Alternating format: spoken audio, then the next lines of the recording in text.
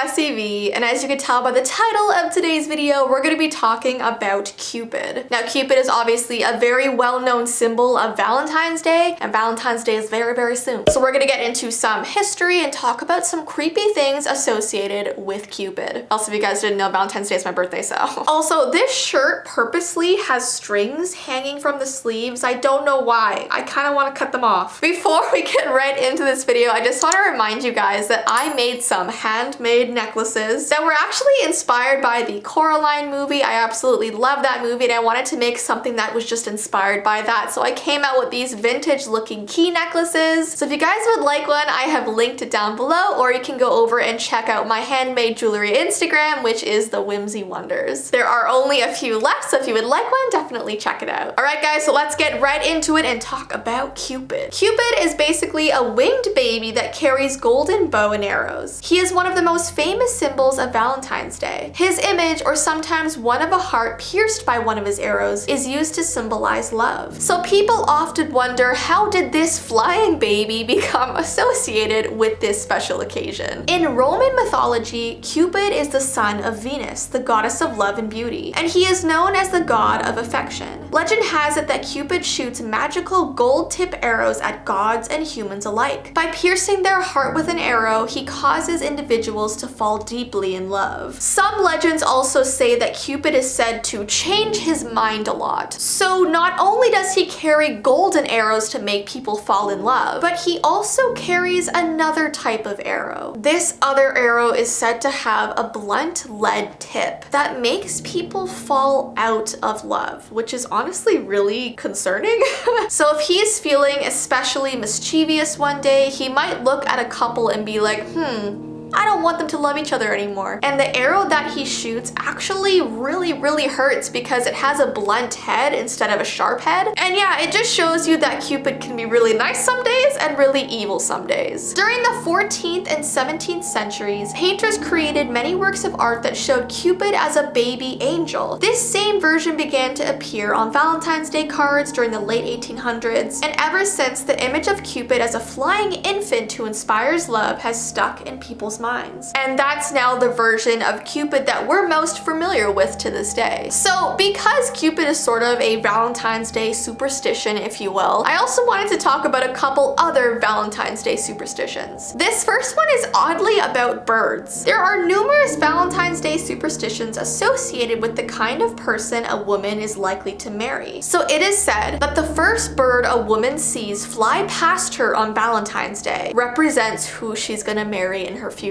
So if she sees a goldfinch, it is said she is destined to marry a millionaire. If she spots a sparrow, then her future husband will not have a lot of money, but she will be happy in the marriage. A crossbill means her future companion will have argumentative tendencies. A dove will give her a long and happy marriage. And if she sees a robin flying in the sky, she will be destined to marry a sailor. That's like a very oddly specific one. And it also says that if you see an owl, you will never get married, so okay. The next superstition is called the kiss of luck. Apparently, the way you wake up on Valentine's Day will determine your luck with love. So if you're woken up with the kiss on Valentine's Day, it's said to be very lucky. So some people will literally turn off their alarms the day before Valentine's Day and will tell their significant other to wake them up with the kiss. Apparently, what you eat on Valentine's Day will also determine your future. Noodles can reward you with a long life, but in order to make this happen, you have to consume the whole strand without letting it break. Cabbage is also associated with luck and fortune, so some people actually try to eat those things on Valentine's Day. Also, if an apple is cut in half, the number of seeds found inside the fruit will indicate the number of children the individual will have. What if you open it up and there's like 12 seeds? Oh my goodness. Next, I want to talk about Cupid Dolls. That's such a weird name. Cupid is a brand of dolls that were extremely popular in the 1920s. They were inspired by comic strip characters by a cartoonist named Rose O'Neil. So she would always illustrate these little baby Cupid cartoons, and that's what the dolls were inspired after. The dolls were then released in 9 different sizes, ranging from 1 to 12 inches in height, and people everywhere wanted to collect these dolls. And apparently, if you have a family member that still owns one of these old Cupid original dolls, they are selling for upwards of $20,000, which, I mean, that's insane. Now, there is a creepier side to these dolls. There's a scary story called the estate sale. There was one story about a woman that purchased one of these dolls from an estate sale. It had come from a large home that burnt down. A family of 7 had been living there and none of them made it out of the fire. And only a few items in their house remained, and this doll was one of them. I mean, the doll was almost burnt to a crisp. You can barely even see its facial features any longer, and after owning it almost on the daily, she would smell smoke around her house. And she would often find the doll in different places around the house that she had not put it. It would often randomly be lying on the floor in front of the front door or other exits around the house like windows. It was almost like it was trying to escape her house, and she was wondering if it was mimicking what the poor family was trying to do when the house was burning down. So after a couple weeks, she had to get rid of the doll because this kept happening and she got this really negative energy from it. But I mean, when I read this, I was like, what did she expect? She literally purchased this doll that came out of a very tragic accident. Like, I wouldn't be surprised this was happening. All right, this next creepy story is called Lover's Lane. This is a myth about a masked man that lurks around Lover's Lane, which is a long stretch of road surrounded by beautiful trees where couples go to spend an afternoon or where they go to secretly kiss and spend time together. There are actually a lot of roads in the States that are called Lover's Lane, so I'm not exactly sure which specific road this one is, but either way, the story is pretty creepy. It is said that for decades, couples that walk or drive down this road have reportedly seen a man lurking around wearing a Cupid mask. He's said to just be standing amongst the trees watching couples drive or walk by, but sometimes he'll go up to their car and tap 3 times on their window. If he does this, the myth says to drive away as fast as you can and to never open your window or to never get out of your car. The couples who have done this in the past have apparently never been seen again. It is said that there were warnings in the newspapers telling couples to stay away from Lover's Lane because of the man in the Cupid mask. There was a couple named Kristen and Steven who went driving down Lover's Lane on Valentine's Day of 1967, and they both never came home. Their car was apparently found pulled over to the side of the road with the windows rolled down and the doors open, but no other clues led to their whereabouts. People began calling this masked man the Cupid Killer. So now the legend surrounds this road, and often people go there hoping to catch a glimpse of him. Now, I'm pretty sure this whole thing is just an old legend because I was trying to find like real news articles about this happening, but I was unable to, but still, really eerie to read about. And lastly, I have this paranormal game. It's called How to Summon Cupid. It is said that if you want to summon Cupid before Valentine's Day, you have to say this spell: love is beautiful, love is alive, send me Cupid for just $5.95. So you put $5.95 on your windowsill along with some sort of chocolate for him to enjoy. And apparently the next day he will come and leave 1 golden arrow for you. And you're able to use that arrow on anybody you like that you want to fall in love with you. Now, this whole spell thing is really funny because when I did more research on it, I found out this spell came from the show Sabrina the Teenage Witch, like the OG version show. But I still feel like this would be funny to like do for a vlog or something because you don't often hear like how to summon Cupid. Anyways guys, I hope you enjoyed this video about Cupid. If you have any other creepy stories, definitely comment them down below. And don't forget, if you would like one of the awesome new vintage key necklaces that I made, I have also linked that down below. But I hope you guys have an awesome rest of your day, and I will see you in my next video. Bye!